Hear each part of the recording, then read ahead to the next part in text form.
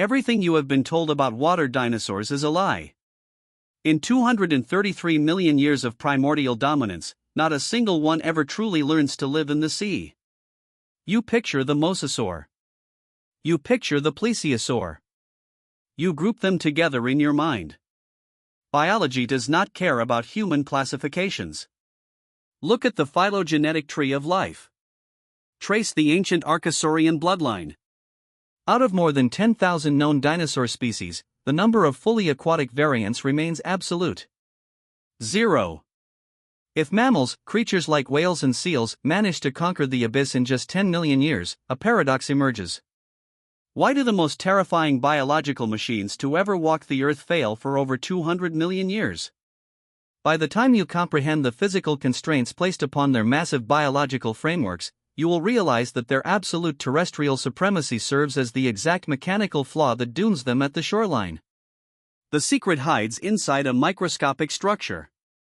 The calcium carbonate eggshell, a rigid, porous membrane designed to insulate an embryo while processing atmospheric air. On land, it operates as a biological miracle. But evolution demands payment for every miracle. We look at the terrestrial fossil record and see gods of flesh and bone. Apex predators that bend the rules of physics to reach catastrophic sizes. To understand why these titans remain permanently locked out of the water, we have to look inside their internal architecture. The 0 out of 10,000 species conversion rate does not happen by accident. It acts as a mathematical hardlock. The barrier asserts itself before the creature even takes its first breath. Consider the dinosaur egg. It is not a closed box. It acts as a ceramic filter. A high-precision gas exchange manifold. Thousands of microscopic pores draw oxygen in and push carbon dioxide out. Submerge this architecture in water. The porous membrane clogs instantly. The osmotic pressure inverts. The internal engine, the developing embryo, suffocates in its own gelatinous fluids. The exact shield that allows dinosaurs to colonize every landmass on the planet becomes a microscopic prison underwater. But assume a terrestrial theropod bypasses the egg. Assume it wades into the surf. Its own sensory hardware immediately betrays it. The disconnect is total. The dinosaur constructs a specific vision Umwelt, an optical processor calibrated for the long-distance glare of the sun on open plains.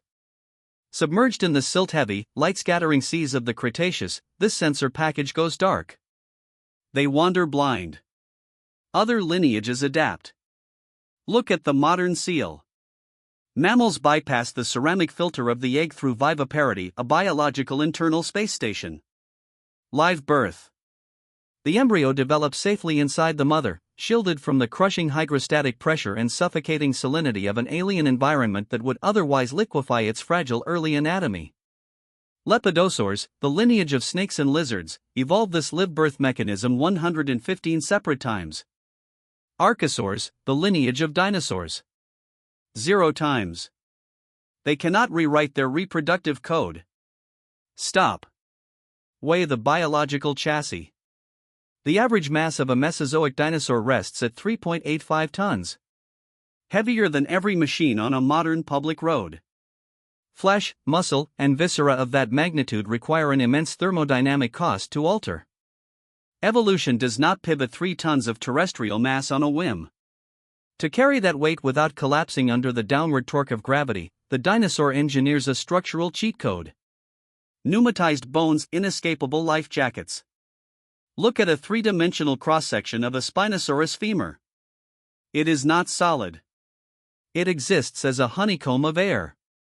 A biological network of hollow cavities and pneumatic struts, glowing like a gold lattice on an X-ray. This mechanism reduces weight and integrates with a turbine-like respiratory system, allowing them to scale to godlike proportions in the open air. Now look at the cross-section of a whalebone. It sits dense, dark, obsidian. A sinking anchor. Drop the whale into the ocean, and it achieves neutral buoyancy. It becomes a fluid ghost. Drop the Spinosaurus into the water. The air sacs that make it a titan on land transform it into a helpless, bobbing cork. It cannot dive. It cannot sink. It fights the sheer physical displacement of its own internal air volume. The apex predator of the continent thrashes on the surface, entirely vulnerable from below. The Mesozoic Ocean is not just wet. It operates as the saturated barrier. A hostile, alien fortress occupied by marine reptiles that hold the gates shut. Ichthyosaurs and mosasaurs do not welcome terrestrial kings. A dinosaur treading water is blind, buoyant, and deaf. Large theropod cochlea tune themselves to airborne frequencies between 100 and 3000 Hz. They detect the footsteps of prey miles away. Submerged, the acoustic physics invert. The thrum of a mosasaur tail flute generates massive, subaudible pressure waves at 20 Hz. The dinosaur feels the vibration against its submerged flesh. It cannot process the origin. It only feels the void tightening around it. If a theropod somehow manages to force its buoyant frame downward, the physics of the water exact a violent toll. At 50 meters deep, the hydrostatic pressure reaches 73 pounds per square inch. Water crushes against the chassis like an industrial vice. The pneumatic honeycombs inside the dinosaur skeleton evolved to resist the vertical pull of gravity, not omnidirectional compression. At this depth, the internal trabecular struts face catastrophic buckling, sending splinters of hollow bone rushing into the bloodstream as the very architecture that makes them terrestrial gods collapses in a slow, visceral implosion. This is a siege that lasts 233 million years. A stalemate older than the Himalayas. Evolution attempts to force the barrier.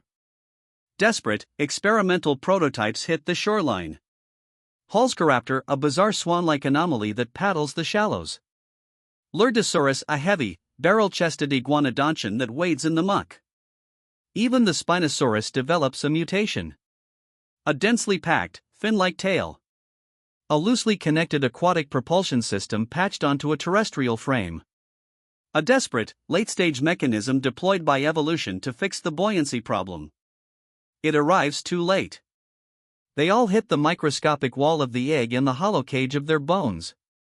Only the avian dinosaurs, the air specialists, survive the atmospheric ash of the Cretaceous impact. They busy themselves conquering the sky. The sea remains forbidden. To exist as a biological organism is to be defined by your limitations. The deeper a creature specializes to rule its domain, the thicker the walls of its prison become. You assume evolution flows like a liquid. A relentless force that spills outward, filling every available niche, conquering every corner of the globe. The dinosaur proves that biological hardcoding creates eternal stalemates. They do not fail. They remain trapped by their own absolute perfection. Their design achieves a state of hyperoptimization. Flesh and bone calibrate so flawlessly for the rigid pull of gravity, for the predictable mixture of atmospheric air, for the harsh optical glare of the Mesozoic sun, that the water becomes an alien world they remain physically unequipped to endure. Perfection in one environment guarantees destruction in another. Return to the calcium carbonate eggshell. The breathing egg. The exact microscopic mechanism that shields the dinosaur dynasty. The ceramic filter that allows them to walk out of the primordial swamps, to breed in the deep deserts, to colonize every landmass on Earth for 2 entire geological epochs. The ultimate weapon of their terrestrial supremacy. It operates as the exact mechanism that ensures they never own the 70% of the planet that matters most. Their greatest strength calcifies into an inescapable biological glass ceiling. They rule the Earth, but they die as prisoners of their own anatomy. We look at the fossil record and judge them. We study their withered aquatic branches and label them inadequate. We stand on our concrete cities, wielding our technological supremacy, viewing ourselves as the ultimate, unbound apex of life. We believe human intelligence acts as a master key that unlocks every biological door. But biology demands a toll for every adaptation. Our brains, our societies, our fragile physical forms undergo hyperoptimization for this exact moment in the Holocene. A narrow, unstable sliver of geological time. We calibrate perfectly for a world that rapidly shifts beneath our feet.